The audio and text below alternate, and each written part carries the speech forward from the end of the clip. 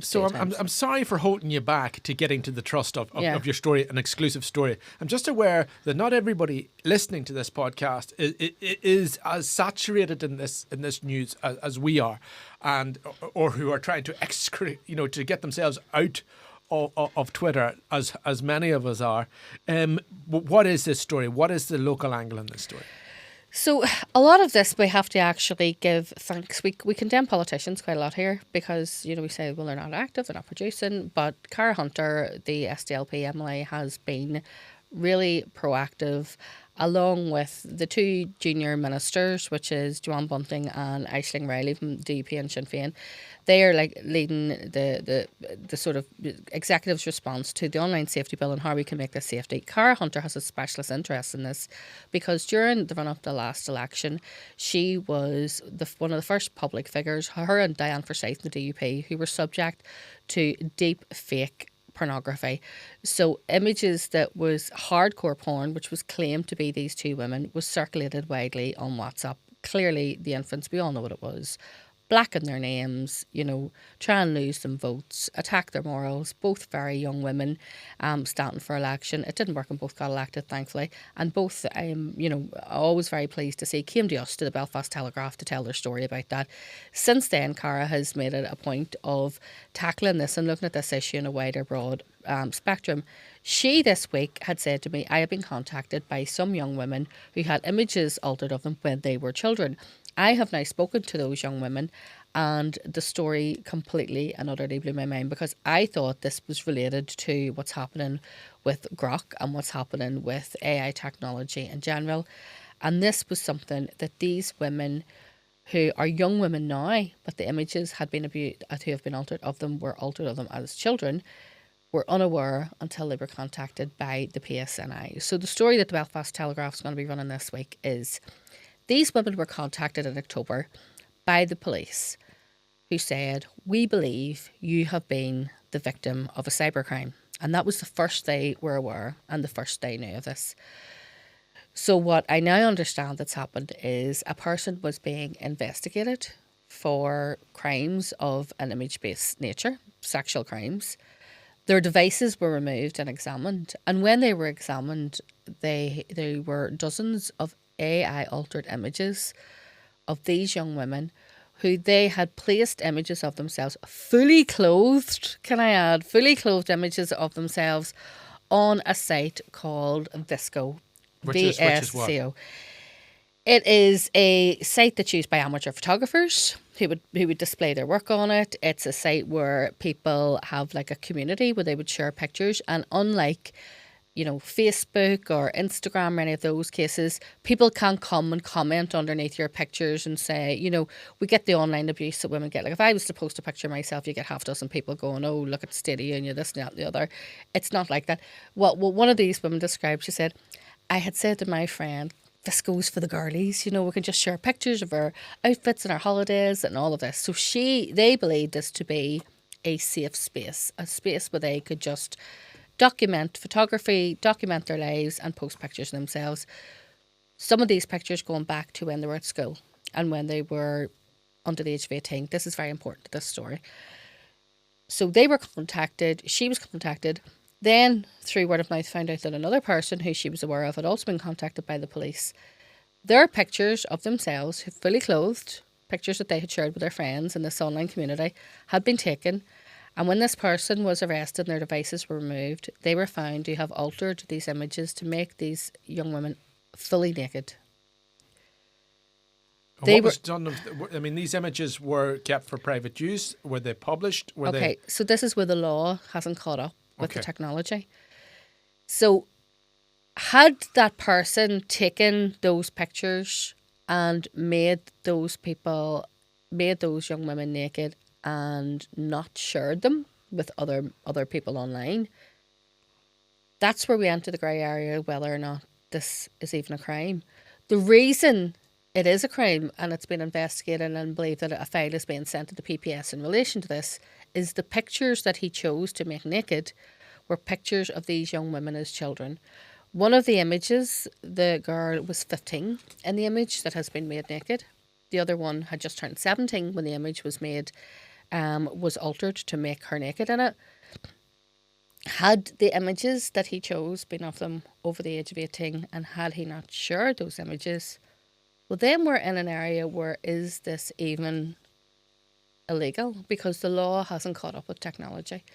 Can I just ask you to clarify two things? Yeah. First of all, we've been discussing Grok. We have no evidence. We don't know what software, artificial intelligence software or program has been used in order to manipulate. Because Grok will manipulate the images. It also couldn't be something like ChatGPT because it would not allow you to make an image naked. There are safeguards put in place in a lot of those AI technology. And we also have people who are involved in AI saying we are not even releasing our image altering software yet because we're not happy with it yet. We don't believe there are enough safeguards in place. But there are AI technology available to people if you are savvy enough in that world that will allow you to alter images to make the person naked in it and to create pornography and abuse images of children using software.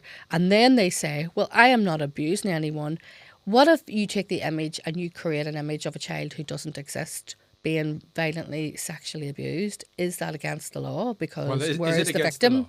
Where is the victim and where, and if you're not sharing it, this is why the law isn't catching up quick enough with the technology. But I was under the impression that, so-called fake images or manipulated images of children were considered child pornography, as is. So that's the only reason in this case why there's a criminal investigation, because he chose images of these young women as children.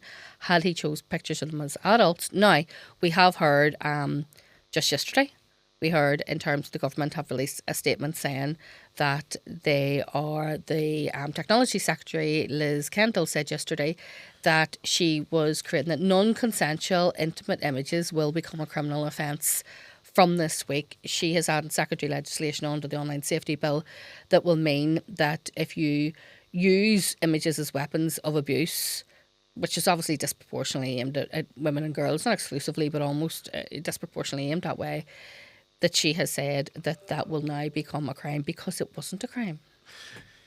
To use them as abuse, that would indicate to me that if you did it and you didn't spread it and you kept it for your own private use on your own little hard drive, whatever you use your little hard drive for, that would still remain perfectly legal, a figment of your imagination and private then. Well, these young women who have been victims of this particular crime right here in Northern Ireland, as we sit here, by someone who they believe they know, because the people who have all been targeted by this person are young women who are known to each other. They're from the same social group, social circle. Some of them went to school together, and they have been targeted by this person who, when arrested and questioned by police, said, they are for my personal use. He actually used those words.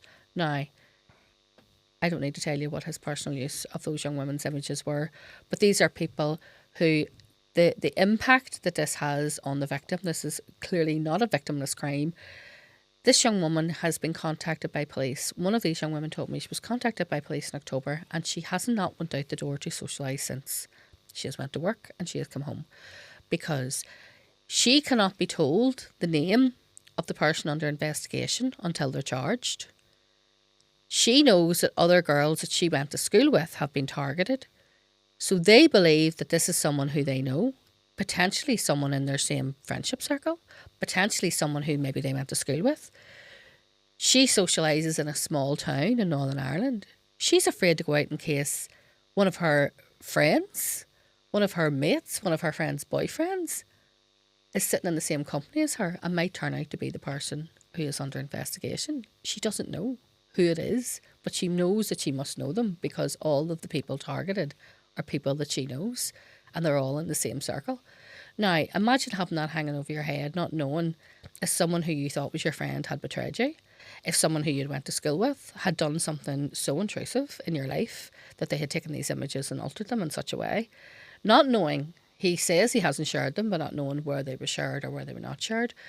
Not knowing, the fact is that these images now in AI technology has moved on to such a point. I mean, as I said, Cara Hunter and Dan Forsyth were subject to deep fake pornography abuse in the run-up to the election.